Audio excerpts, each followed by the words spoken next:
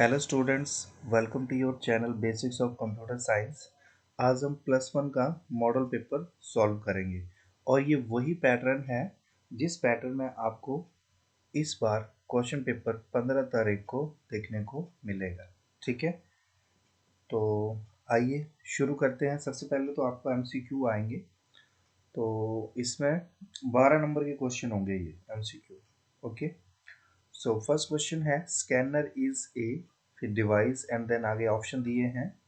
और second question है the binary conversion of 12 into जो डेसिमल नंबर है उसको बाइनरी में हमें कन्वर्ट करना है और उसके ऑप्शन ये सब दिए गए हैं। ठीक है, तो फर्स्ट का आंसर होगा ये जो स्कैनर है एक टाइप का इनपुट डिवाइस होता है, क्योंकि इसके ज़रिए ही हमारा जो भी डॉक्यूमेंट है जो हमारे पास हाथ में है, जैसे मान लीजिए हमारे पास कोई आधार कार्ड है या पैन कार्ड है या एटीएम कार्ड है। ठीक है, उसको स्कैन करके हमें जब कंप्यूटर के अंदर सेव करना होता है तो उसके लिए हम स्कैनर का यूज़ करते हैं, तो इसलिए स्कैनर जो है एक इनपुट डिवाइस होता है।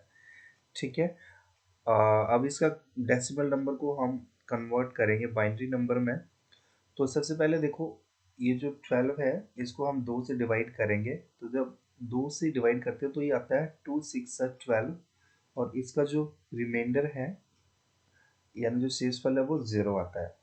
फिर 2 को फिर से हम 2 से हम फिर 6 को डिवाइड करते हैं, तो 2 3 ज़ा 6, तो रिमाइंडर 0। फिर हम करते हैं 2 1 ज़ा 2, और हमारे पास रिमाइंडर कितना बच जाता है, 1 बच जाता है। तो इस तरह से ये आंसर निकाला गया है। ठीक है, अब इसका एक्चुअल आंसर कैसे देखते हैं, हम यहाँ से शुरू करना है। इस साइड से पहले लेफ्ट से स्टार्ट करेंगे राइट की तरफ, फिर ऊपर चले जाएंगे हम, तो ये आंसर आएगा 1100। तो इसलिए हमारा आंसर ये फर्स्ट वाला हो, राइट। और नेक्स्ट क्वेश्चन है हमारे पास, सबसे पहले is the network of networks, तो वो होगा हमारा आंसर इंटरनेट। और पेज ओरिएंटेशन कितने टाइप की होती है, 2 टाइप की होती है, तो यहाँ पे ऑप्शन सी। और you can create in page maker visiting card, vouchers and logo, ये सब कुछ बना सकते हैं, तो इसका आंसर होगा ऑल ऑफ दिस। फिर नेक्स्ट है PNG stands for and layers are viewed from, यानी लेयर्स को हम कहाँ से देखते हैं। ठीक है, कहाँ से कहाँ तक देख सकते हैं, तो पीएनजी के लिए तो आएगा portable network graphics, option B. और 7 के लिए आएगा हमारे पास ऑप्शन ए।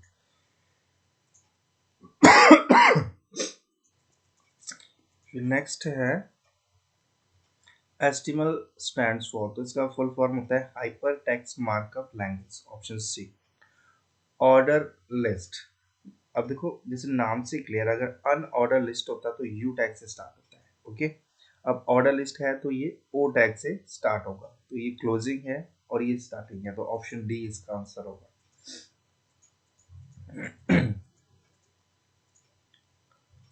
और नेक्स्ट है CSS स्टैंड्स फॉर, CSS का फुल फॉर्म होता है कैस्केडिंग स्टाइल शीट, ऑप्शन ए।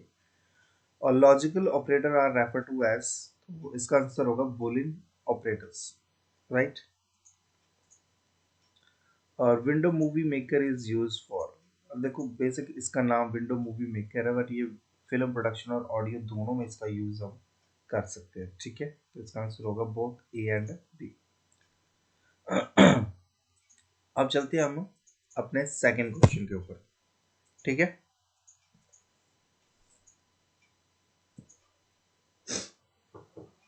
सेकंड क्वेश्चन के ऊपर चलते हैं, तो ये आएगा आपको 6 क्वेश्चन आएंगे एक एक नंबर के, तो ज़्यादा कुछ नहीं लिखना है इसमें, हम उतना मटेरियल लिखेंगे कि जितना कि एक एक नंबर का आंसर हो जाए। तो सबसे पहले तो बिल्कुल सिंपल है, फुल फॉर्म पूछा हुआ, तो इसका फुल फॉर्म होता है पैन का पर्सनल एरिया नेटवर्क।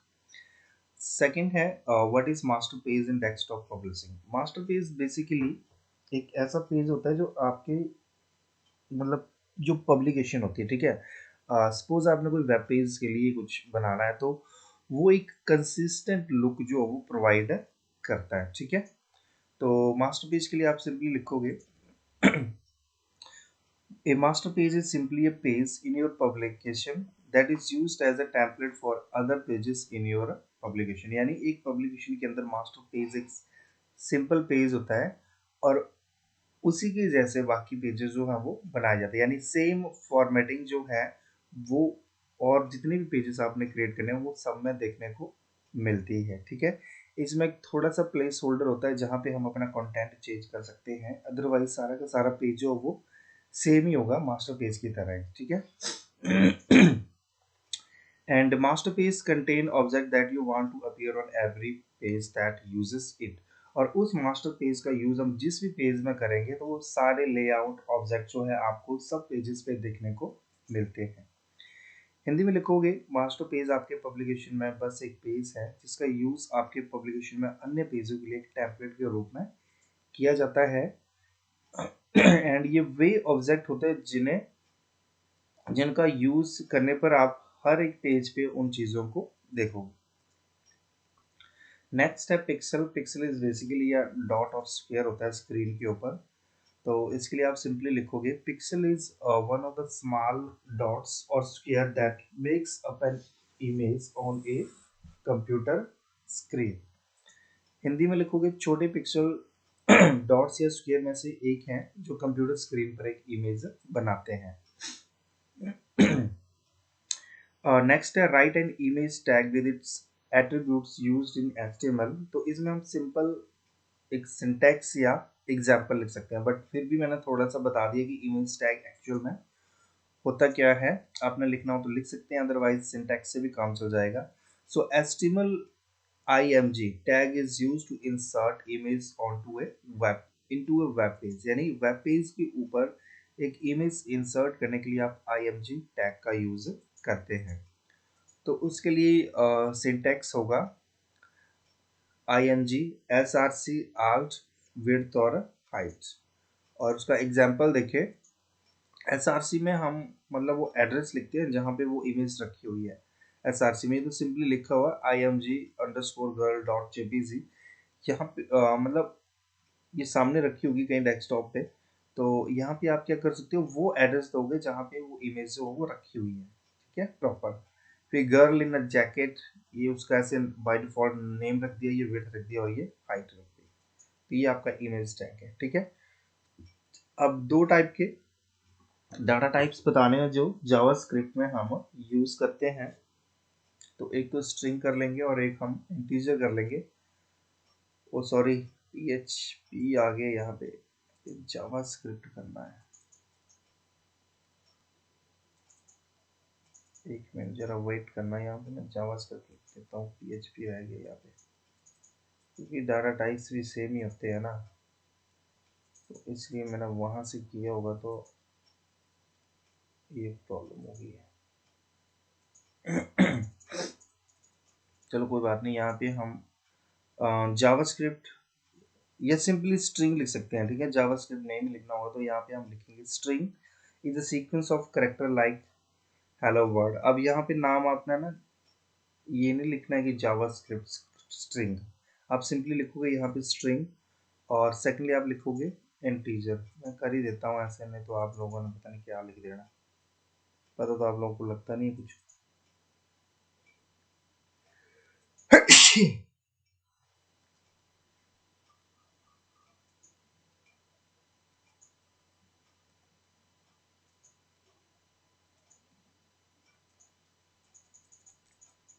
ठीक है, यानी एक हो गया आपके पास स्ट्रिंग और दूसरा हो गया इंटीजर। इंटीजर मतलब आप यहाँ पे सिर्फ होल नंबर ही लिख सकते हो without decimal, and string is a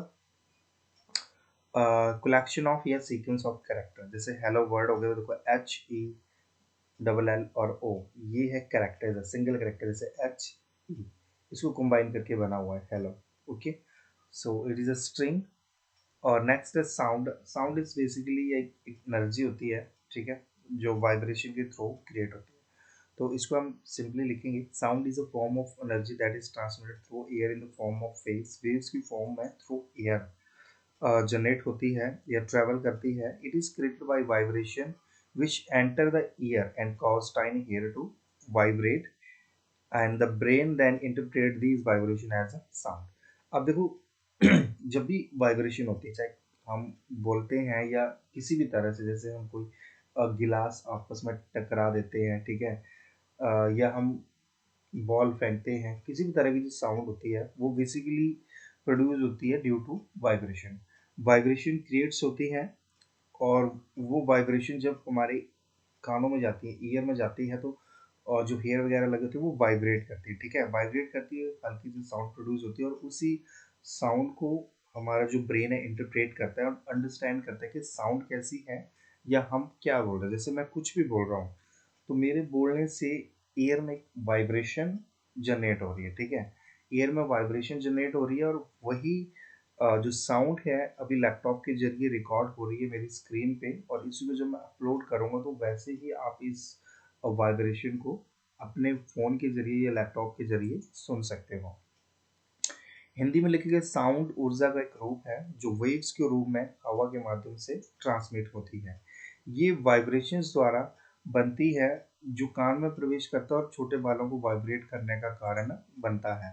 फिर मस्तिष्क इन, यानी हमारा जो ब्रेन है, इन वाइब्रेशन की व्याख्या साउंड के रूप में करता है, यानी अंडरस्टैंड करता है कि ये साउंड जो है किसकी है या इस साउंड में क्या बोला जा रहा है, ठीक है। नेक्स्ट हमारा थर्ड क्वेश्चन है, जिसमें 3 क्वेश्चन आएंगे आपको 2-2 नंबर के लिए, ओके। तो फर्स्ट क्वेश्चन है, right a short note on JavaScript. तो इसके लिए आप सिंपली लिख सकते हो, JavaScript is a dynamic programming language that is used for web development in web application and for game development and lots more.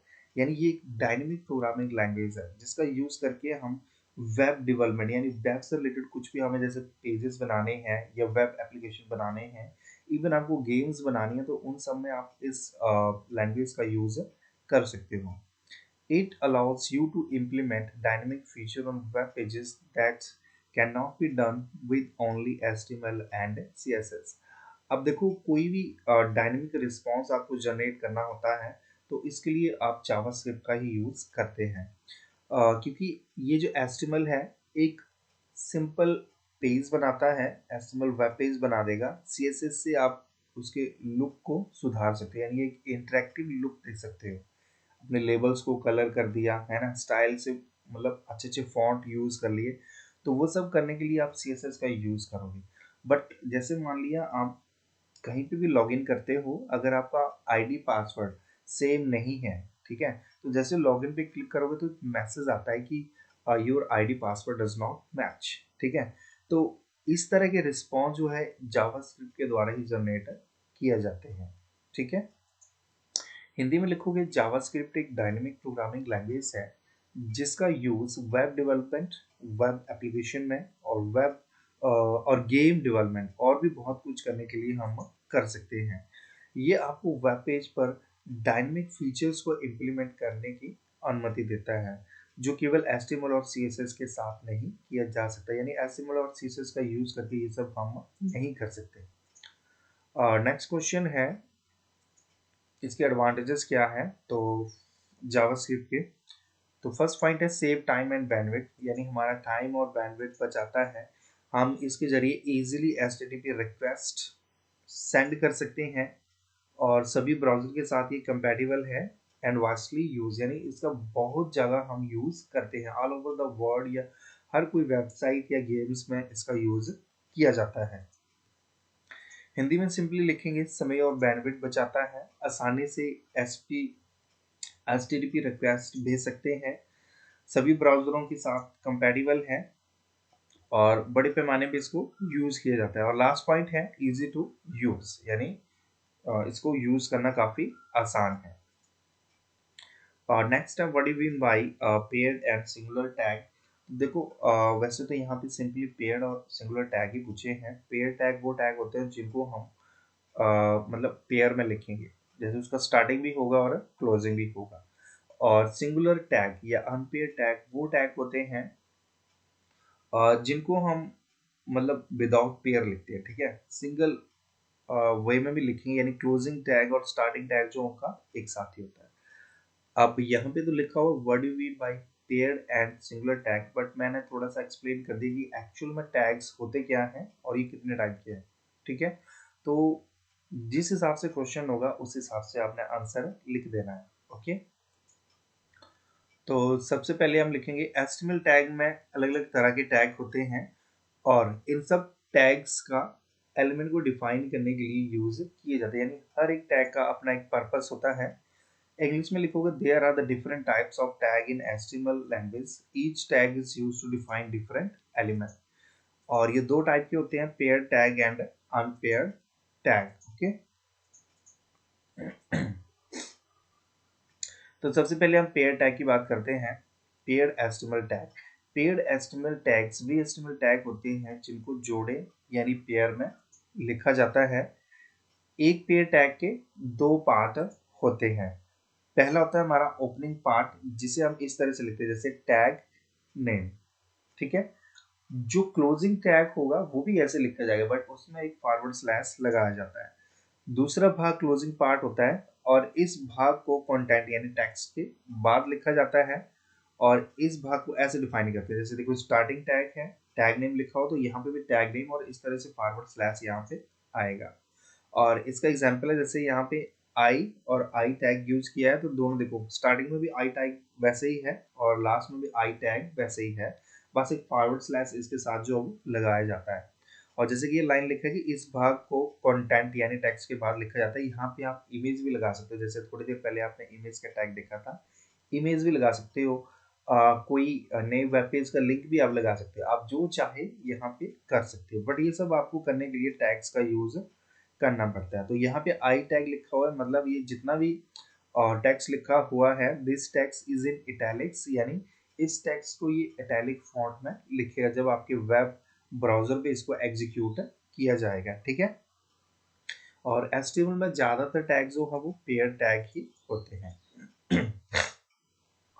English में लिखोगे आप the pair HTML tags are those HTML tag which are written in pair, यानी जिनको हम pair में लिखते हैं। A pair tag has two parts, इसके दो पार्ट्स होते हैं। The first is the opening part which is written like this, first को आप ओपनिंग पार्ट बोलते हैं जिसको इस तरह से लिखेंगे, and the second part is closing part and that part is written after the content और टेक्स्ट, यानी जिसको हम कोई भी कंटेंट होगा जैसे इमेज या पेज लिंक या फिर सिंपली टेक्स्ट, टेक्स्ट के बाद लिखा जाता है। और इस सेक्शन को डिफाइन करने के लिए हम इस मतलब फॉरवर्ड स्लैश के साथ टैग को यूज करते हैं और उसका एग्जांपल रहा ये। okay, and the most of the tag in HTML are the pair tags only. और next unpair tag, unpair tag को हम सिंगुलर एचटीएमएल टैग भी बोलते हैं। ये अकेले टैग होते हैं और इन टैग्स का कोई भी कंपेनियन या साथी नहीं होता है, ठीक है। एक अनपेयर टैग में ओपनिंग पार्ट और क्लोजिंग पार्ट को एक साथ ही लिखा जाता है, जैसे कि मैंने बोला कि ये सिंगुलर टैग है, इनका कोई भी कंपेनियन नहीं होता है और इनको एक ही जगह पे लिखा जाता है, यानी इनकी स्टार्टिंग और क्लोजिंग एक ही जगह पे देखने को मिलती है। सो एक सिंगुलर टैग को एचटीएमएल डॉक्यूमेंट में इस तरह से डिफाइन किया जाता है, जैसे ये टैग नेम लिखा और लास्ट में आपने फॉरवर्ड स्लैश लगा दिया। और इसके एग्जाम्पल ऐसे BRHR, और यहाँ पे आप मतलब फॉरवर्ड स्लैश लगा सकते हो, यहाँ पे मैं भूल गया हूँ बट आपने लगा लेना है, ठीक है। इंग्लिश में लिखते हैं unpaired tag is also called singular HTML tag, यानी एचटीएमएल टैग्स को हम सिंगुलर एचटीएमएल टैग भी बोलते हैं। These tags are alone and singular tag does not have a companion tag, ये अकेले होते हैं और इनका कोई भी साथी नहीं होता है। In an unpaired tag, the opening and closing part are written together, और इन tags में opening और closing tags जो वो एक साथ लिखे जाते हैं। A singular tag is defined in an HTML document as like this, और सिंगुलर टैग को हम इस तरह से डिफाइन करते हैं, टैग नेम लिखते हैं और लास्ट में फॉरवर्ड स्लैश लगाते हैं। और उसके एग्जांपल्स हैं ये, यहाँ पे मैं लगा देता हूँ, नहीं तो फिर आपको फिर पता नहीं लगेगा। यहाँ पे क्लोजिंग आती है इस तरह से, ठीक है। तो यहाँ पे स्टार्टिंग और क्लोजिंग जो है वो एक साथ ही देखने को मिलती है, ठीक है।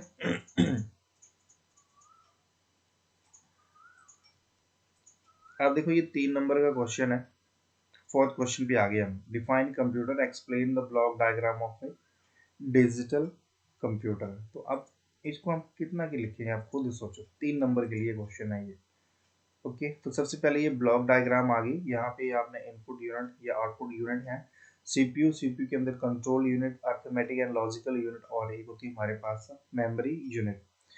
इनपुट का सिंपली यूज करते हैं हम कंप्यूटर के अंदर डाटा इंसर्ट करने के लिए, आउटपुट कंप्यूटर से मतलब जो भी आउटपुट है उसको लेने के लिए, ठीक है। जब भी डाटा प्रोसेस होता है तो उस आउटपुट को हम जहाँ पे देखते हैं उसको आउटपुट डिवाइस बोलते हैं, लाइक प्रिंटर हो गया या हमारा स्क्रीन हो गया, इवन हमारे स्पीकर्स हो गए जब हम गाना सुन रहे हैं। तो कंट्रोल यूनिट जो होती है, जितने भी फंक्शन होते हैं बाकी यूनिट्स के, उन सबको कंट्रोल करती है। ऑपरेटिंग सिस्टम को, कीबोर्ड, माउस सबको कंट्रोल करेगा और सबकी फंक्शनैलिटी में एक तालमेल बिठा के रखता है। फिर नेक्स्ट है arithmetic and logical unit. Arithmetic जो है जैसे प्लस माइनस एडिशन मल्टीप्लिकेशन इस तरह की कैलकुलेशन परफॉर्म करता है, और लॉजिकल यूनिट परफॉर्म करेगा like smaller than, greater then, equal, yes और नो, इस तरह के ऑपरेशंस को परफॉर्म करता है। और मेमोरी यूनिट में बेसिकली हमारा जैसे प्राइमरी मेमोरी आ जाएगा और एक सेकेंडरी मेमोरी आ जाएगा। प्राइमरी मेमोरी यूज करते हैं हम अपने वर्क्स को परफॉर्म करने के लिए, और सेकेंडरी मेमोरी हम यूज करते हैं लाइक किसी भी डाटा को परमानेंटली स्टोर करने के लिए। तो देखो सबसे पहले हम डेफिनेशन की बात करें तो देखो सिंपल सा एनिमेशन है कि यहाँ पे इनपुट होगा लाइक माउस एंड कीबोर्ड, फिर यहाँ से कोई भी इनपुट दिया जाएगा, ठीक है। किसी भी तरह की जो कमांड या इंस्ट्रक्शन दी जाएगी कंप्यूटर को, उसको प्रोसेस किया जाता है प्रोसेसर, जिसको हम सेंट्रल प्रोसेसिंग यूनिट बोलते हैं, उसके जरिए। और फिर आउटपुट हमें उसका देखने को मिलता है लाइक प्रिंटर या फिर मॉनिटर पे। जैसे हमने कोई फाइल ओपन करी है पीडीएफ की, तो हम अपने माउस से डबल क्लिक करेंगे, ठीक है, या फिर कीबोर्ड से माना सेलेक्ट करके किसी पीडीएफ फाइल को हम एंटर मारते हैं तो वो ओपन होगा हमारी स्क्रीन के ऊपर। हम प्रिंट की कमांड देंगे तो वो जाएगी कहाँ पे, प्रिंटर के पास, ठीक है। सो कंप्यूटर की डेफिनेशन के लिए हम लिखेंगे computer is an electronic device that takes the input data from the input device, store and process it and then produce output। यानी ये एक ऐसा डिवाइस होता है जो कि इनपुट डिवाइसेस से इनपुट लेगा, उनको स्टोर करता है और प्राइमरी मेमोरी में प्रोसेस करेगा और फिर उसका आउटपुट हमें देगा। And it has the ability to store, retrieve and to produce the and to process the data. और इसके पास ये एबिलिटी होती है कि डाटा को स्टोर करता है, रिट्रीव करता है और उसको फिर प्रोसेस भी करता है, ओके। और ये एग्जांपल दिए गए हैं कि we can use a computer to type documents and email, play games and browse the web.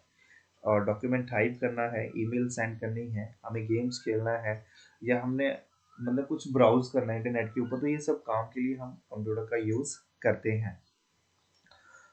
Hindi में लिखेंगे कंप्यूटर एक ऐसा इलेक्ट्रॉनिक डिवाइस है जो यूजर द्वारा इनपुट किए गए डाटा को प्रोसेस करके उसके रिजल्ट को आउटपुट के रूप में हमें देता है। ये डेटा को स्टोर, रिट्रीव और प्रोसेस करने की क्षमता रखता है, और आप एक डॉक्यूमेंट को टाइप करने, ईमेल भेजने, गेम खेलने और वेब ब्राउज करने के लिए भी हम कंप्यूटर का यूज करते हैं। अब देखो क्वेश्चन तो है 3 या 4 नंबर के लिए, ये काफ़ी लेंथी हो जाएगा। अगर आप कंप्यूटर की डेफिनेशन लिख दें, ब्लॉक डायग्राम बना दें, तो 3 नंबर आपको देना ही पड़ेगा, 3 या 4 नंबर का जो भी ये क्वेश्चन है। बट सपोज ये 5 नंबर का आ गया तो आप थोड़ा सा लिख देना, क्योंकि है तो इसके पार्ट ही। तो सिंपली लिखोगे सीपीयू का फुल फॉर्म होता है सेंट्रल प्रोसेसिंग यूनिट, और ये प्राइमरी यूनिट होता है कंप्यूटर का, और ये सारे इंस्ट्रक्शन को प्रोसेस करता है। और इसके 2 पार्ट्स होते हैं, arithmetic and logical unit and then control unit. Arithmetic में आप सिंपली लिखोगे एएलयू, अर्थमेटिक कैलकुलेशन जैसे ये सब ये परफॉर्म करता है। और लॉजिकल यूनिट जैसे plus minus, less than, greater then, ये सब परफॉर्म करता है।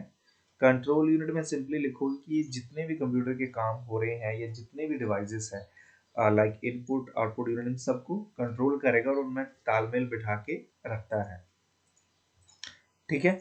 और नेक्स्ट आप इंग्लिश में लिख सिंपली लिखोगे तो फुल फॉर्म होता है इसका सेंट्रल प्रोसेसिंग यूनिट, और ये कंप्यूटर का प्राइमरी यूनिट है जो सारे इंस्ट्रक्शन को प्रोसेस करता है। इसके 2 पार्ट्स हैं, arithmetic and logical unit, then control unit. ALU arithmetic calculation जैसे एडिशन, सब्ट्रैक्शन, मल्टीप्लिकेशन, डिवीजन, ये परफॉर्म करता है। और लॉजिकल कैलकुलेशन में आ जाता है हमारे पास yes, no, smaller than, greater than या इक्वल टू, ये सब परफॉर्म करेगा। और CU क्या करता है, control all the work done in the computer, performs and coordinate all the activity of input output devices and the ALU। यानी ये सारे यूनिट का operating system, input output unit, ALU सबको ये कंट्रोल करता है।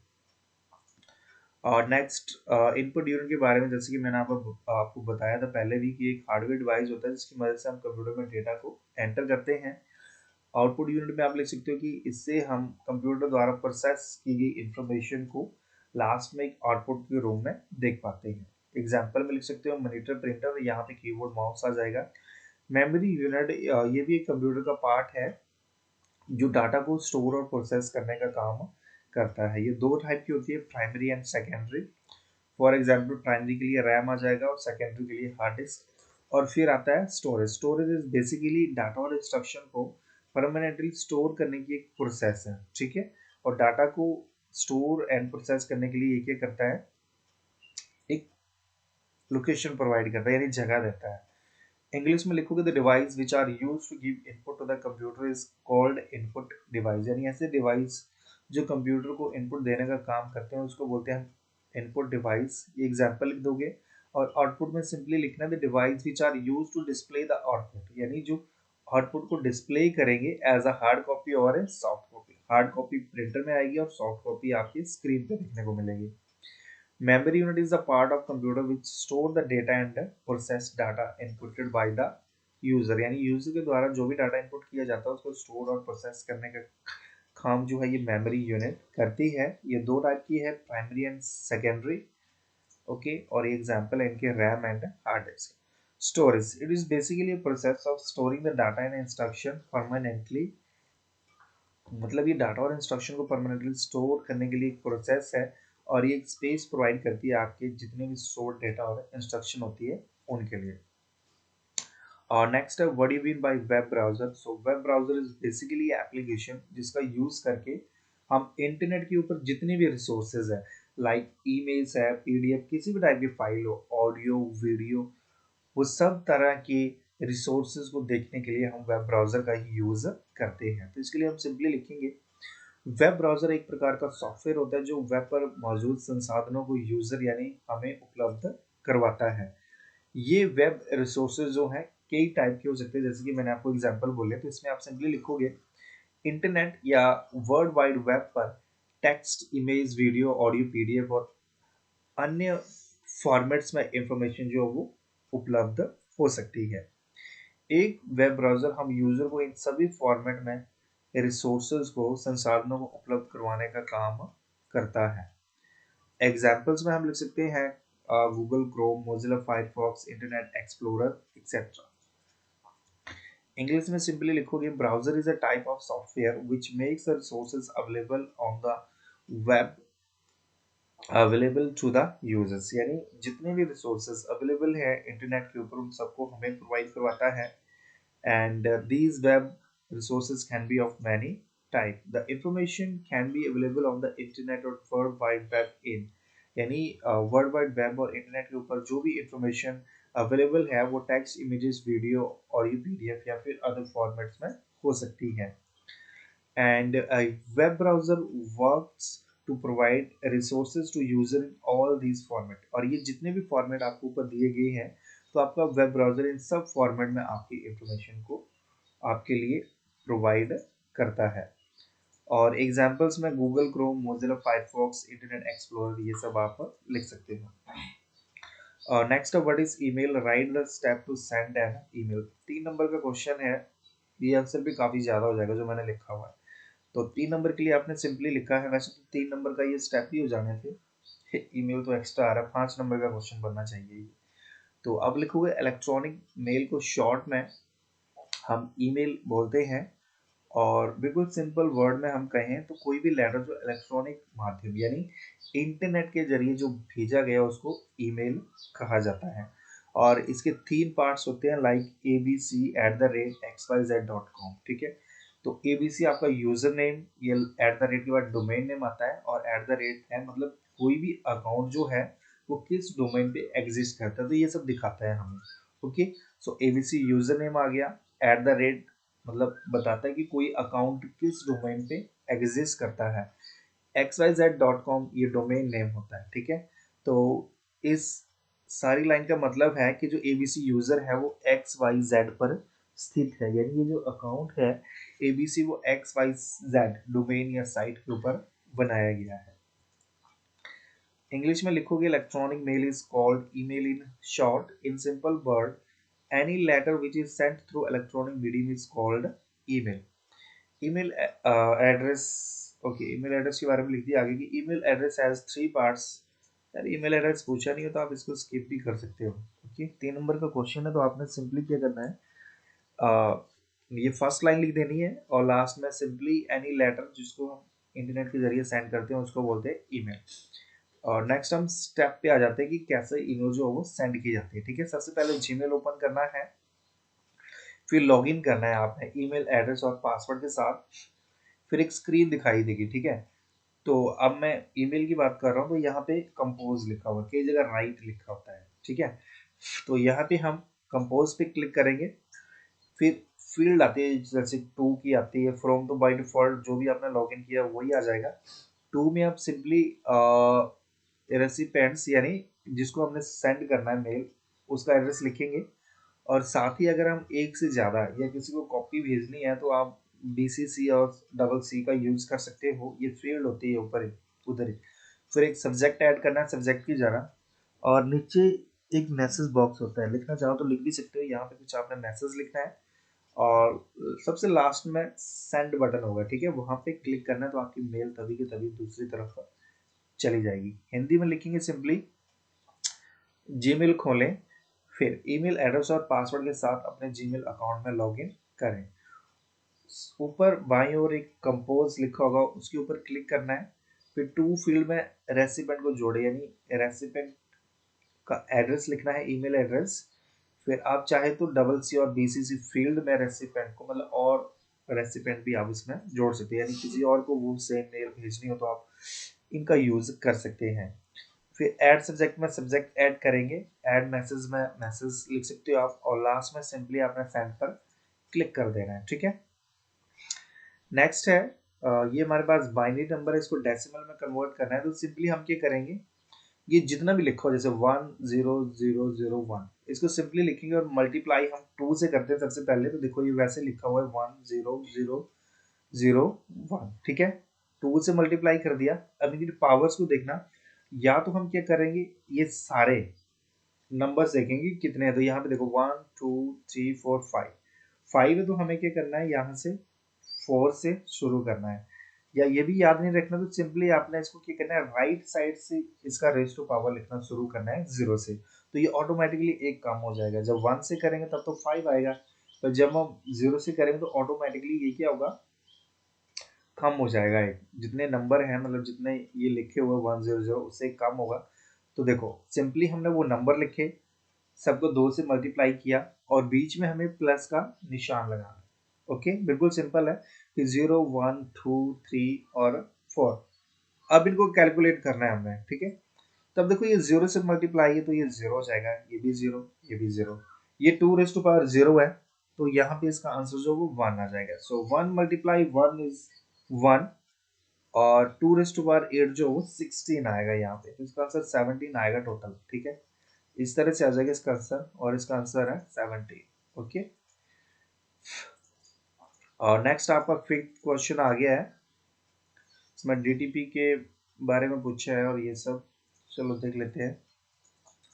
और ये सेकंड पार्ट है इसका, 4 4 नंबर के लिए आएंगे ये क्वेश्चन, देख लो ध्यान से।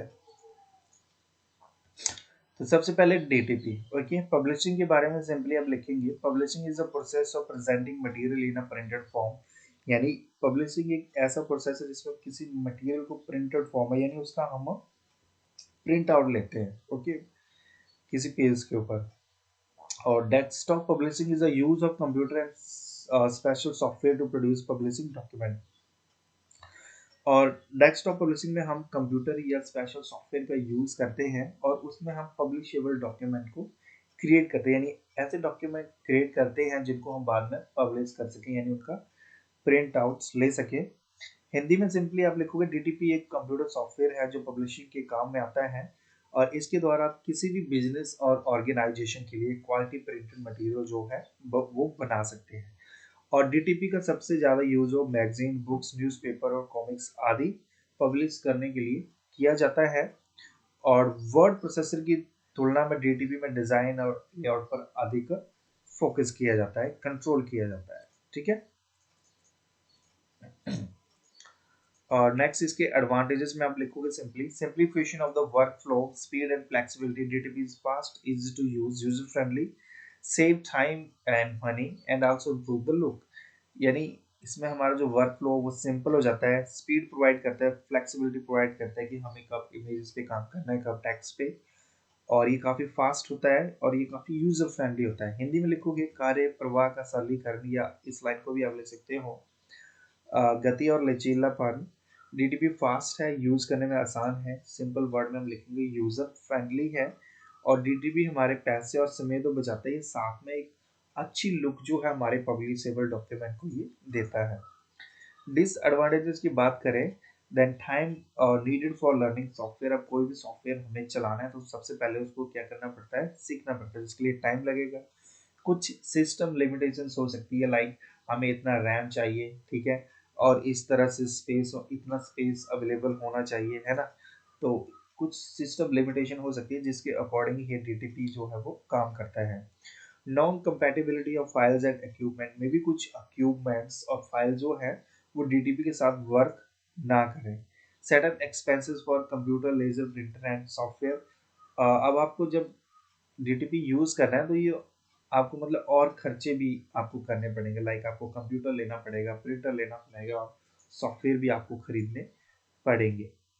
हिंदी में लिखोगे सॉफ्टवेयर सीखने के लिए टाइम चाहिए, सिस्टम लिमिटेशंस हो सकती हैं, फाइल और इक्विपमेंट की नॉन कंपैटिबिलिटी, मतलब कुछ फाइल्स और इक्विपमेंट जो हैं मे बी डीटीपी के साथ वर्क ना करें। कंप्यूटर, लेजर प्रिंटर और सॉफ्टवेयर के लिए सेटअप वही मतलब खर्चा करवाता है इन सब चीज़ों के लिए। और नेक्स्ट है व्हाट इज फोटोशॉप और इसके एडवांटेजेस और disadvantages. Okay, so Photoshop is a leading professional image editing released by Adobe.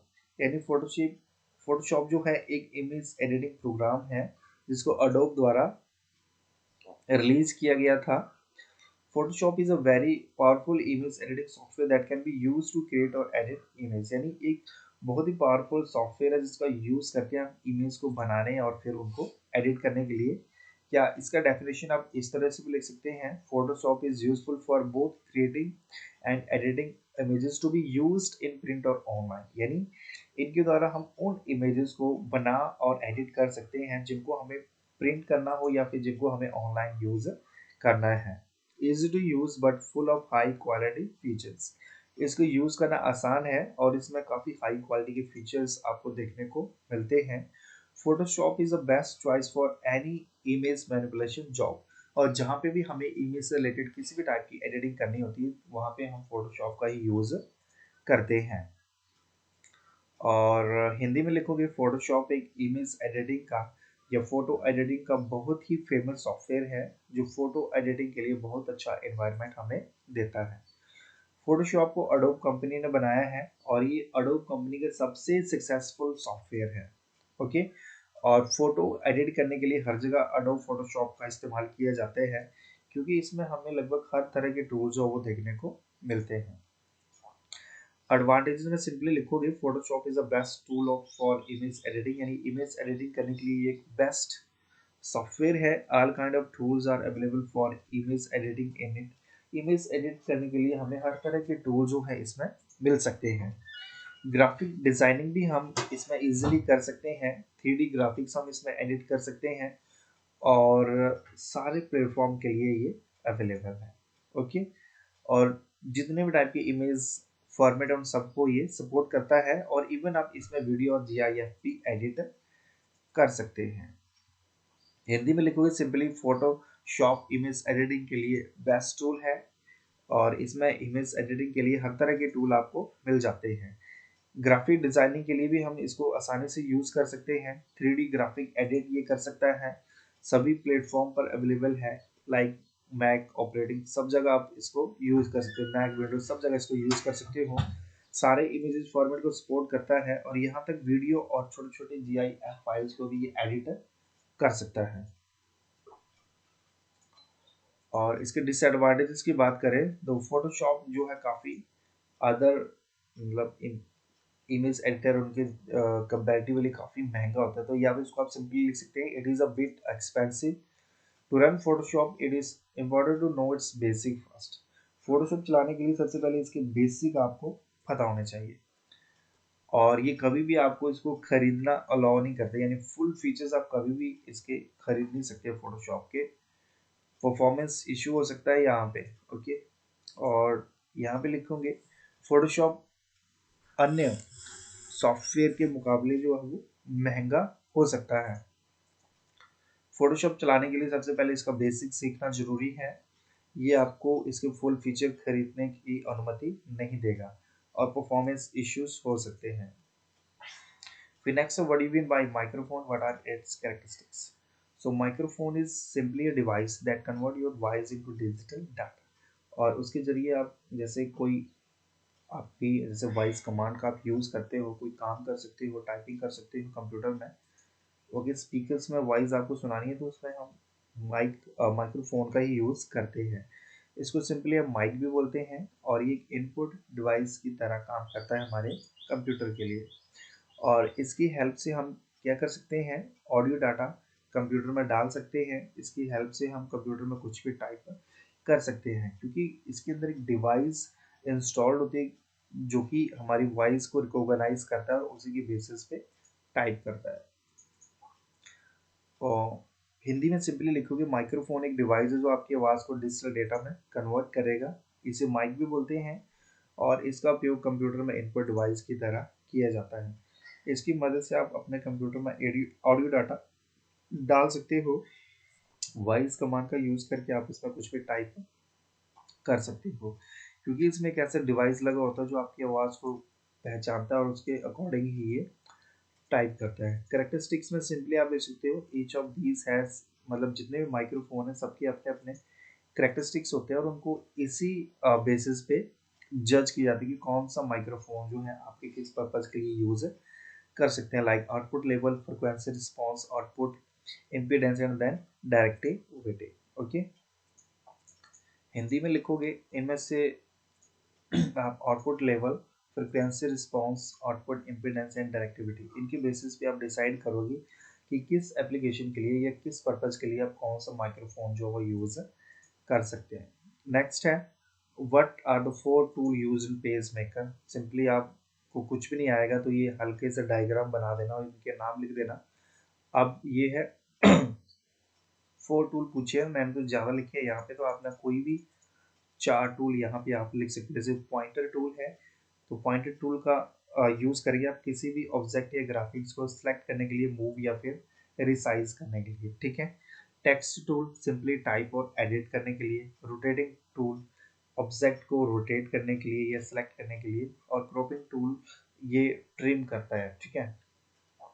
और नेक्स्ट है लाइन टूल, जैसे create a straight line at the almost any angle.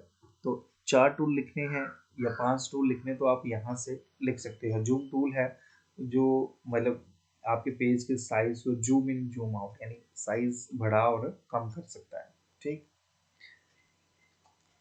और हिंदी में आप इस तरह से लिखोगे, पॉइंटेड टूल टेक्स्ट ऑब्जेक्ट और ग्राफिक्स को सेलेक्ट, मूव और रिसाइज करने के लिए यूज किया जाता है, ठीक है। तो ये सब आप देख लेना, बिल्कुल सिंपल है। नाम लिखने, pointed tool, text tool, rotating tool और क्रॉपिंग टूल, ये चार काफ़ी है और ये आप बड़ी आसानी से लिख लोगे।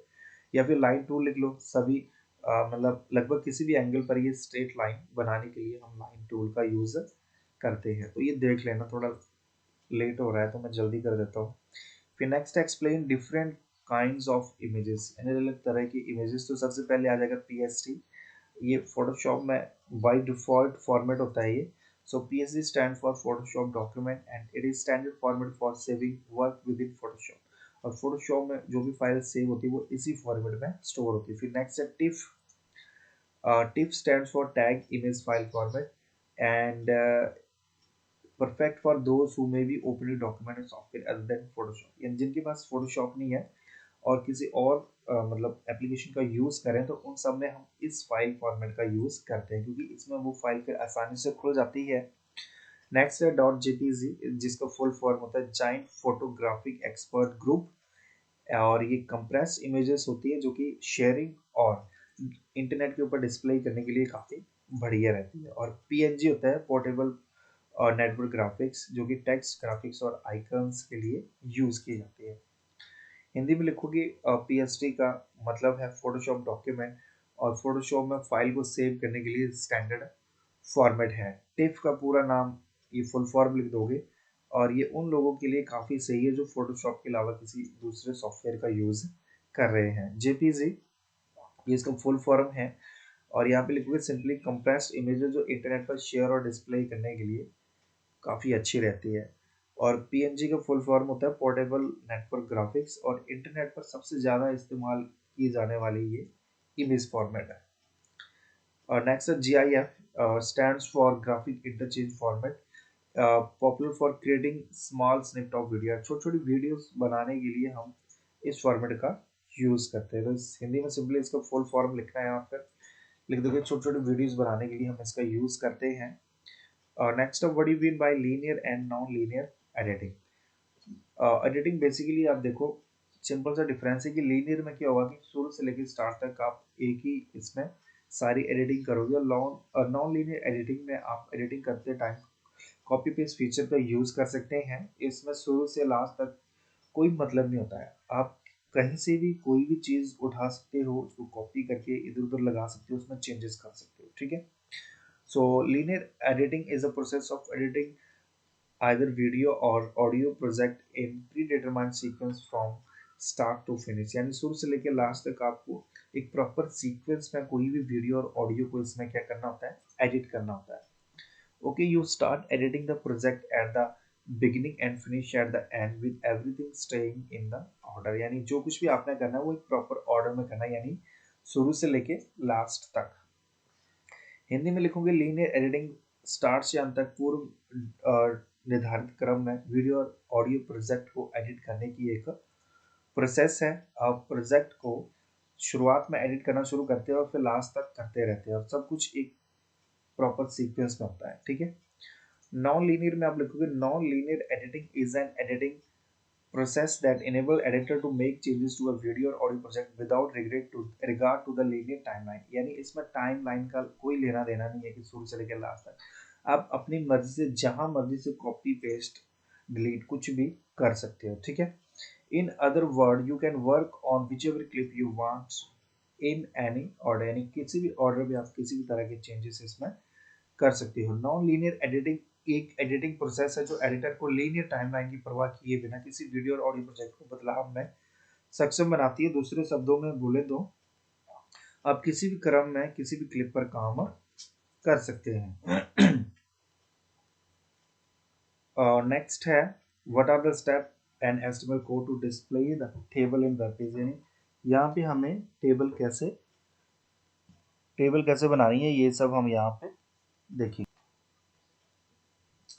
नेक्स्ट क्वेश्चन है कि आपने वेब पेज पे टेबल कैसे बनानी है। तो देखो, ये सिंपली डायग्राम को आप समझ लोगे तो बड़ा इजी हो जाएगा आपके लिए।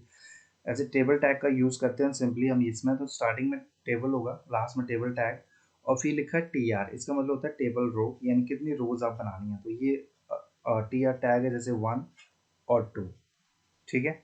और यहाँ पे TD लिखा हो, TD होता है टेबल डाटा, तो यहाँ पे लिखा है A और B, यानी ये क्या करेगा, एक रो बनाएगा जिसमें हमारे पास 2 कॉलम होंगे जिसका नाम होगा A और B। फिर ये नेक्स्ट रो आ जाती है हमारी, फिर C और D। तो सिंपली ये जितना भी प्रोग्राम है ये क्या करेगा, 2 रो बनाएगा जिसमें 2 कॉलम होंगे, ऊपर लिखा होगा A B और नीचे वाली रो में लिखा होगा C और D लिखा होगा। अगर ये, अब ज़्यादा टाइम है नहीं आपको समझाने के लिए, इसको मैं फिर कभी समझाऊंगा, बट आप ये डायग्राम बना देना सिंपली, और कोड को लिखना होगा। तो देखो, ये तो सिंपली आपको पता ही कि यहाँ तक तो ऐसे लिखते हैं। तो सबसे पहले ये टेबल टैग यूज़ किया, फिर बॉर्डर 2 दिया और विड्थ इसकी आ गई 500। फिर TR यूज़ किया हमने, TR टैग, TR के अंदर कितने कॉलम रखने हैं, जैसे यहाँ पे TD लिखा हुआ हमने, है ना। तो ये TR टैग एक रो बनाएगा जिसमें ये 3 सेल बना देगा, फर्स्ट सेकंड और थर्ड। फिर ये नेक्स्ट रो आ गई, और इसमें भी ये 3 सेल बनाएगा जिसके ऊपर बीच में लिखा होगा first cell of the second row, second cell of the second row and third cell of the second row. इस तरह से आप टेबल बनाओगे, फिर इसको क्लोज कर दोगे।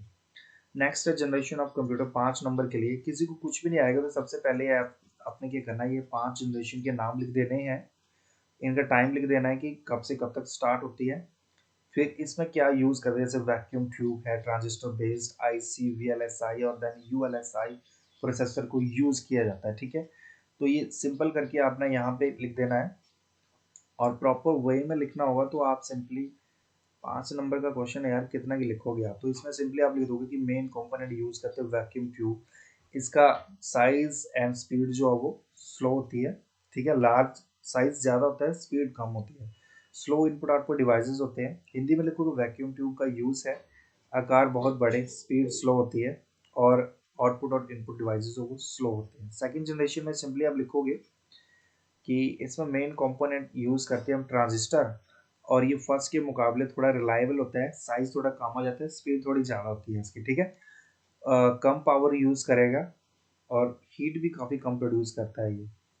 और हिंदी में लिखोगे वैक्यूम ट्यूब के बदले हम ट्रांजिस्टर का यूज़ करते हैं, साइज में छोटे, कम हीट प्रोड्यूस करेंगे, काफ़ी ज़्यादा तेज़ और रिलायबल है।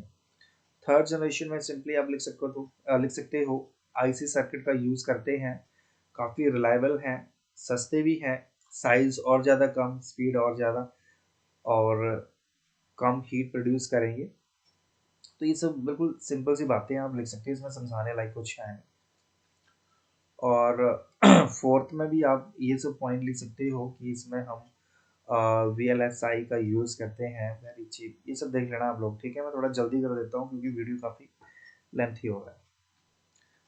और ये हमारा फिफ्थ जनरेशन आ गया, जिसमें हम लिख सकते हैं कि ये जनरेशन ह्यूमन नेचुरल लैंग्वेज को समझती है, स्पीड काफ़ी ज़्यादा होती है। ठीक है, साइजेस कम, और इसमें जितने भी कंप्यूटर वगैरह बनाएगी वो सारे पोर्टेबल और काफ़ी स्टोरेज कैपेसिटी उनकी होती है।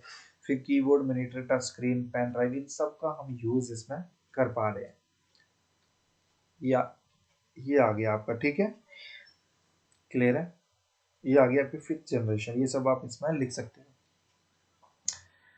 नेक्स्ट है कंडीशनल स्टेटमेंट क्या होती है, विद एग्जांपल समझाइए। तो कंडीशनल स्टेटमेंट वो स्टेटमेंट होती है जो कि जावा स्क्रिप्ट या प्रोग्रामिंग बिहेवियर है, कोई भी लैंग्वेज हो, उसको क्या करता है, ये कंट्रोल करता है और डिटरमाइन करता है कि कौन सी स्टेटमेंट जो एग्जीक्यूट करनी है और कौन सी नहीं करनी है। सबसे पहले इफ स्टेटमेंट है, इसमें सिंपली क्या होता है कि अगर इफ स्टेटमेंट सही है तो उसको एग्जीक्यूट करेगा, नहीं होगा सही तो उसको क्लोज कर देगा। ये इसका सिंटैक्स है, आपने इफ लिखना है फिर कोई कंडीशन, और इसके बीच में जो भी स्टेटमेंट लिखोगे उसको ये एग्जीक्यूट कर देता है। तो इसमें मेरे हिसाब से सिंटैक्स लिख दिया वो काफ़ी है। ठीक है, हिंदी में सिंपली आप लिखोगे इफ स्टेटमेंट किसी कंडीशन को चेक करता है, अगर कंडीशन ट्रू होती है तो ब्रैकेट्स के अंदर जो भी लिखा हो तो उसको एग्जीक्यूट करेगा, फॉल्स होगा तो स्किप कर देगा। ये सिंटैक्स आपने पहले भी देख लिया है। ये एग्जाम्पल है, काफ़ी लेंथी हो जाएगा वैसे, एग्जाम्पल रहने दो आप लोग। ठीक है, एग्जाम्पल नहीं लिखना है। ओके, 5 नंबर के लिए इतना ही लिख दोगे तो काफ़ी है। नेक्स्ट इफ एल्स स्टेटमेंट, इसमें दो कंडीशंस होती हैं, दोनों में से अगर जैसे फर्स्ट फॉल्स होती है तो ये सेकंड को एग्जीक्यूट कर देता है। ठीक है, तो इसमें लिखोगे if a boolean condition return true it execute the block inside if block, otherwise control execute the code inside the else block। यानी पहले if को देखिएगा, सिंटैक्स ही बता देता हूँ मैं, ये देखो जैसे सिंटैक्स है ना, ये इफ कंडीशन लिखी हुई है, अगर ये सही है तो इस स्टेटमेंट को एग्जीक्यूट करेगा, अगर ये गलत होगी तो इस स्टेटमेंट को ये एग्जीक्यूट कर देता है। ठीक है, और हिंदी में सिंपली आप लिखोगे किसी विशेष कंडीशन को चेक करने के लिए इफ एल्स स्टेटमेंट का यूज किया जाता है, कंडीशन सही है तो इफ स्टेटमेंट को एग्जीक्यूट करेगा, फॉल्स है तो एल्स स्टेटमेंट को एग्जीक्यूट करेगा। और ये रहा इसका सिंटैक्स, और ये एग्जाम्पल है, एग्जाम्पल फिलहाल आप रहने दो, लेंथी हो जाएगा वीडियो काफ़ी, एग्जाम्पल मैं स्किप कर रहा हूँ। फिर if else if condition statement है, इसमें क्या करते हैं कि अगर आपके पास एक से ज़्यादा कंडीशन, दो से ज़्यादा कंडीशन है, एक तो होगी सिंपली इफ एल्स, अगर दो से ज़्यादा कंडीशन है तो आप सिंपली इस स्टेटमेंट का यूज़ करोगे, और जितनी ज़्यादा कंडीशन होगी उसमें आपने एल्स इफ ऐड करते जाना है। So use the else if statement to specify new condition if the first condition is false. अगर फॉल्स आपके पास दो ही कंडीशन है तो इफ एल्स यूज करिए, अगर तीन है तो आप इफ एल्स तो हो गए, बीच में एल्स इफ लिखना है। अगर 5 कंडीशन है तो एक तो इफ होगी, एक एल्स होगी, और बीच में 3 बार एल्स इफ आपको लिखना पड़ेगा। और ये इसका सिंटैक्स है, ठीक है। ये देखो, जैसे इफ कंडीशन वैसे ही, एल्स भी वैसे ही। अब यहाँ पे 3 कंडीशन है तो यहाँ पे एल्स इफ एक आप नया ऐड कर सकते हो, नया कंडीशन। ये एग्जांपल्स है कि कैसे आउट ऑफ 3 नंबर आपने सबसे बड़ा नंबर जो है डिस्प्ले करवाना है। तो इसको छोड़ो करें। फिर नेक्स्ट है स्विच केस। और देखो, the switch statement is used to perform the different action based on the different condition. इसमें बड़े ज्यादा कंडीशंस आपको दिए जाते हैं। स्विच स्टेटमेंट का बिल्कुल सिंपल एग्जांपल देता हूँ। जैसे आप एटीएम कार्ड यूज करते हो ना एटीएम मशीन में, तो वहाँ पे बड़े ज्यादा ऑप्शन आते हैं, इंग्लिश, हिंदी, बैलेंस चेक करना, ये कुछ भी। तो आप क्या करते हो, बहुत सारे ऑप्शन में से एक सिंपल ऑप्शन एक सिलेक्ट करते हो एक टाइम पे, ठीक है। तो वो सब जो है आपका स्विच केस के द्वारा ही परफॉर्म किया जाता है, ठीक है। स्विच केस का यूज हम बहुत सारे केसेस में से किसी एक केस को सिलेक्ट करने के लिए यूज करते हैं। इसके सिंटैक्स में सिंपली आ जाएगा, स्विच लिखोगे, फिर एक्सप्रेशन, देन कंडीशन 1, फिर ब्रेक लगाते जाएंगे आगे, सबसे आगे क्या लगाते जाओगे आप, ब्रेक लगाते जाओगे, ठीक है। फिर लास्ट में एक डिफॉल्ट स्टेटमेंट आती है, जैसे यहाँ पे केस 1, फिर 2, 3, जितने भी होंगे उतने लगाते रहना। लास्ट में अगर कोई भी ऑप्शन कोई गलत प्रेस करते हो तो यहाँ पे आप एक डिफॉल्ट मैसेज बता सकते हो, जैसे इनवैलिड पिन हो गए या कुछ भी। ओके, ये एग्जांपल्स है, छोड़ो परे, इसको स्किप करो। नेक्स्ट है what you mean by order list and unordered list. Okay, सबसे पहले थोड़ा सा मैंने लिस्ट के बारे में बता दिया है कि लिस्ट का यूज हम हमारे टेक्स्ट को ज़्यादा बेहतर तरीके से ऑर्गेनाइज करने के लिए करते हैं। इसमें हम 3 तरह की लिस्ट जो है वो बना सकते हैं, अनऑर्डर लिस्ट, ऑर्डर लिस्ट और डेफिनेशन लिस्ट। अनऑर्डर लिस्ट ये बुलेट लिस्ट क्रिएट करता है, ऑर्डर लिस्ट एक प्रॉपर कैरेक्टर और नंबर की सीक्वेंस लिस्ट क्रिएट करेगा, और डेफिनेशन लिस्ट में एक टर्म होगी और उसको थोड़ा सा डिफाइन हमने किया होगा, ठीक है। क्वेश्चन तो सिंपली है व्हाट इज ऑर्डर लिस्ट और अनऑर्डर लिस्ट, पर मैंने थोड़ा सा एक्सप्लेन कर दिया कि एक्चुअल में लिस्ट होती क्या है, ठीक है। अगर ये आएगा तो आप ये लिख सकते हो, ये मतलब बिल्कुल सिंपल तरीके से लिस्ट की डेफिनेशन होगी, ये इसके टाइप्स होंगे, ओके। थोड़ा लेंथी करके लिखना है तो बाय इंग्लिश में सिंपली आप लिखोगे, by using list we can organize our text in better way. We can create 3 type of list in HTML which are follows. ये नाम लिख दिए और लास्ट में ये सब लिख दिया कि अनऑर्डर लिस्ट ये बुलेट लिस्ट क्रिएट करेगा, ये सीक्वेंशियल लिस्ट क्रिएट करेगा कैरेक्टर और नंबर की, और ये एक थोड़ा सा हेडिंग देगा और उसको स्पेसिफाई करेगा कि एक्चुअल में है कि ये डेफिनेशन लिस्ट होती है। तो सबसे पहले अनऑर्डर लिस्ट, यदि हम बुलेट पॉइंट की एक लिस्ट क्रिएट करना चाहते हैं तो हम इस एलिमेंट यानी ओ एल एलिमेंट का यूज करते हैं। हमें जो भी बुलेट पॉइंट क्रिएट करना होता है उसे हम लिस्ट आइटम टैग पेयर के बीच में लिखते हैं, और इस टैग को हम लिस्ट आइटम बोलते हैं। If you want to create the list of bullet point we can use this element.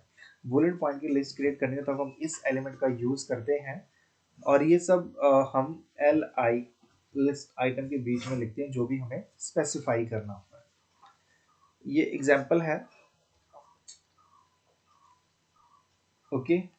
तो इसमें देखो सिंपली ये एसएमएल बॉडी तो लिखना होता नहीं, ये यूएल टैग यूज किया है अनऑर्डर लिस्ट के लिए, यूएल टैग। और ये लिस्ट आइटम यानी यहाँ पे एक लिस्ट बनेगी बुलेट लिस्ट, जिसमें लिखा होगा bullet point number 1, bullet point number 2, bullet point number 3। समझ रहे हैं। और जब ऑर्डर लिस्ट लिखनी होगी तो यहाँ पे सिंपली यू की जगह हम ओ लिखेंगे, ये ऑर्डर लिस्ट आ जाएगी। सो और जब हमें अपने आइटम की लिस्ट एक प्रॉपर सीक्वेंस में चाहिए, जैसे 1 2 3 रोमन्स में या एबीसी कुछ भी, तब हम ऑर्डर लिस्ट का यूज करते हैं।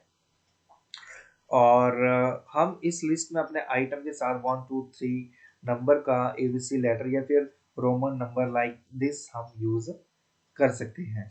एक ऑर्डर लिस्ट को ओएल एलिमेंट के बीच में लिखा जाता है, और हर लिस्ट आइटम को लिस्ट आइटम एलिमेंट के साथ इस ओएल एलिमेंट में नेस्टेड किया जाता है। इसका एग्जांपल पहले थोड़ा सा इंग्लिश में देख लेते हैं हम।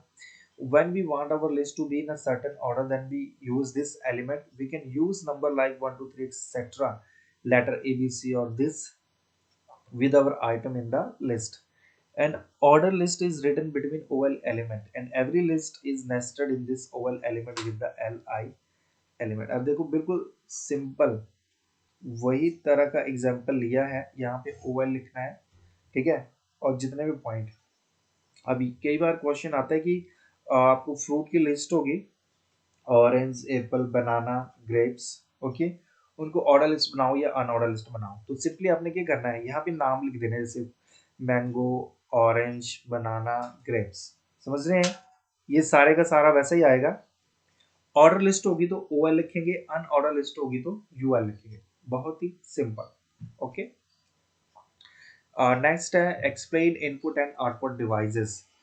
तो input device hardware device that is used to send data to the computer, और उनके एग्जांपल आगे कीबोर्ड, माउस एंड स्कैनर। और इनपुट एक हार्डवेयर डिवाइस होते हैं जिनका यूज कंप्यूटर में डाटा एंटर करने के लिए हम करते हैं, ये एग्जांपल्स लिख दिए। और output device hardware device that is used to display the data after processing to the user, यानी प्रोसेस करने के बाद डाटा जहाँ पे भी हमें देखने को मिलता है उसको बोलते हैं हम आउटपुट डिवाइसेस। एग्जांपल में ये सब आगे, ठीक है। और इनको थोड़ा थोड़ा आप लिख सकते हैं, जैसे माउस क्या होता है, माउस के लिए आप लिखोगे कि ये इनपुट डिवाइस है जिसको शुरू शुरू में पॉइंटिंग डिवाइस बोला जाता है, और पीसी के साथ इंटरेक्ट यानी कम्युनिकेट करने के लिए हम इसका यूज करते हैं। और इसका यूज करते हैं मेनली कंप्यूटर स्क्रीन पर कोई आइटम को सिलेक्ट करना है, उसकी तरफ जाना है, मतलब किसी भी विंडो या लाइक कोई फाइल है या कुछ भी ओपन और क्लोज करने के लिए हम इसका यूज करते हैं। और इसमें 3 बटन होते हैं, left button, scroll button and right button. Hindi English में सिंपली लिखोगे mouse is an input device, जिसको डेवलप किया है डॉगल्स एंगलवर्थ ने 1960s में।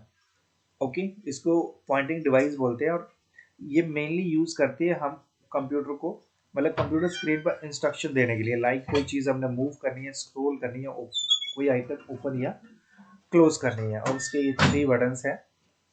फिर नेक्स्ट कीबोर्ड है, ये एक इनपुट डिवाइस है, और ये सबसे ज़्यादा यूज़ किया जाने वाला डिवाइस है, क्योंकि जो भी लिखने के काम होते हैं, लाइक हमने ईमेल सेंड करना है, मैसेज टाइप करना है, फंड ट्रांसफ़र करना है, ऑनलाइन शॉपिंग, इन सब कामों में हम इसका यूज़ करते हैं, ठीक है। यानी कंप्यूटर में जितने भी लिखने के काम होते हैं वो सारे इसी के साथ हम करते हैं, कीबोर्ड के साथ। Next scanner. स्कैनर भी इनपुट डिवाइस है जो डॉक्यूमेंट को स्कैन करेगा, और लाइक फोटोग्राफ हो गए या टेक्स्ट पेजेस हो गए, और इन डॉक्यूमेंट को जब हम स्कैन करते हैं तो ये डिजिटल फॉर्मेट में उनको कन्वर्ट करता है, फिर कंप्यूटर में सेव करेंगे, और उसके बाद हम इन डॉक्यूमेंट को अपनी मर्जी से जैसे मर्जी एडिट कर सकते हैं और देख सकते हैं। तो ये आपका स्कैनर हो गया। What is printer? प्रिंटर एक टाइप का आउटपुट डिवाइस है, और ये ब्लैंक पेपर के ऊपर आउटपुट प्रोड्यूस करने के लिए हम यूज करते हैं, और ये एक हार्ड कॉपी आउटपुट डिवाइस है। हिंदी में सिंपली लिखना है, प्रिंटर एक आउटपुट डिवाइस है, इसका यूज कागज पर आउटपुट तैयार करने के लिए करते हैं, और इसको हम हार्ड कॉपी आउटपुट डिवाइस भी बोलते हैं। नेक्स्ट प्लॉटर, ये भी प्रिंटर की तरह होता है। देखो प्लॉटर और प्रिंटर में सिंपली डिफरेंस ये है कि काम दोनों का सेम है, बट प्लॉटर में बड़े बड़े होर्डिंग्स, ठीक है, यानी ला A4 शीट का यूज करते हैं प्रिंटर में, और जब बड़ी बड़ी शीट्स को प्रिंट किया जाता है तो उसके लिए हम प्लॉटर का यूज करते हैं, ठीक है। तो ये आप लिख दोगे इसमें, ये आउटपुट डिवाइस है, प्लॉटर एक तरह का प्रिंटर है, ये ग्राफ और डिजाइन को प्रिंट करने का काम करता है। प्लॉटर मतलब जनरली बड़े आकार के ग्राफ और मैप जैसे चित्र को बनाने में यूज किया जाता है। प्लॉटर से इमेज, चार्ट, ग्राफ आदि को प्रिंट किया जाता है, और बड़े बड़े पोस्टर और बैनर के लिए हम इसका यूज करते हैं। इंग्लिश में लिखोगे तो plotter is also an output device. A plotter is a type of printer that does the work of printing graphs and design, यानी एक टाइप का प्रिंटर है जो ग्राफ और डिजाइन प्रिंट करने में यूज किया जाता है, और ये कॉमनली यूज किया जाता है लार्ज स्केल ग्राफ और मैप्स की ड्राइंग करने के लिए, और पिक्चर, चार्ट और ग्राफ्स ये सब भी इसके द्वारा हम प्रिंट कर सकते हैं। और आज के टाइम में मतलब बड़े बड़े पोस्टर और होर्डिंग, बैनर सब बनाने के लिए हम प्लॉटर का यूज करते हैं। फिर next monitor. Monitor is a primary output device. ये टीवी स्क्रीन की तरह होता है, और ये आउटपुट डिस्प्ले करता है जो भी हमें देखना होगा, ठीक है। और इसको हम बोलते हैं soft copy output device. Hindi में लिखोगे मॉनिटर एक प्राथमिक आउटपुट डिवाइस है, ये टीवी स्क्रीन की तरह दिखता है, या स्क्रीन के ऊपर सारी आउटपुट दिखाता है, जैसे आपने कोई इमेज देखनी है, ऑडियो, वीडियो, पीडीएफ कुछ भी देखना है तो ये सब आप स्क्रीन पे देखोगे। और इसे हम सॉफ्ट कॉपी आउटपुट डिवाइस भी बोलते हैं। ओके, और ये हमारा आ गया लास्ट क्वेश्चन, जिसमें हमें क्या करना होता है, फर्स्ट 10 नंबर यूज क्रिएट करने हैं, हमें डिस्प्ले करने हैं first 10 number using even using for loop. Okay, तो अब देखो जीरो को हम इवन नंबर ही लेते हैं, तो जीरो से स्टार्ट करेंगे तो 0 से 20 तक आपके पूरे 10 इवन नंबर डिस्प्ले हो जाएंगे। अब यहाँ पे कंफ्यूज मत होना कि फर्स्ट से 10 इवन नंबर बोला है तो 2 4 6 8 10 तक के प्रिंट करना है। अगर ये करेंगे तो आपके पास सिर्फ 5 ही नंबर होंगे। फर्स्ट 10 बोला है तो वो 20 तक चलेगा। ओके, तो सिंपली एचटीएमएल लिखना है, फिर हेड, फिर जावास्क्रिप्ट आ गया आपका। ठीक है, तो जावास्क्रिप्ट वाली लाइन लिखनी है, टेक्स्ट और जावास्क्रिप्ट आ जाएगा इसमें। फिर लिखेंगे for loop, a is equal to 0, a smaller than equal to 20 and a is equal to a plus 2। 0 से स्टार्ट करेगा, 20 तक लेके जाएगा और 20 को भी प्रिंट करेगा और इंक्रीमेंट करेगा दो दो से, यानी पहले 0 प्रिंट होगा, फिर 2, फिर 4, फिर 6, फिर 20 तक चलेगा ये लूप। और जैसे 22 आएगा लूप फॉल्स हो जाएगी और उसको ये प्रिंट नहीं करेगा। ठीक है, और डॉक्यूमेंट डॉट राइट ए प्लस और ये बी आर टैग, ये लगा आपका सिंगुलर टैग या अनपेयर्ड टैग, तो ये सिंपली क्या करेगा, काउंटिंग प्रिंट करेगा 0, फिर उसको बी आर टैग लगा है तो ये ब्रेक करेगा लाइन को, तो नेक्स्ट लाइन में 2 प्रिंट करेगा, फिर नेक्स्ट लाइन में 4 प्रिंट करेगा ये। ठीक है, फिर स्क्रिप्ट को क्लोज कर देंगे, फिर हेड को क्लोज कर देंगे एंड देन एचटीएमएल को क्लोज कर देंगे। देखो गाइस, वीडियो काफी बड़ा हो रहा था और मेरे पास इतना टाइम नहीं था इसको रिकॉर्ड करने का, तो लास्ट जैसे में मैंने बड़ा फास्ट किया है, बट फिर भी आप वहां से कम देख सकते हो और खुद भी समझ सकते हो और नोट्स नोट डाउन कर सकते हो आप। ठीक है, तो बड़ी मेहनत लगी है इस वीडियो को बनाने में, तो वीडियो को लाइक शेयर और सब्सक्राइब करें। Thank you very much.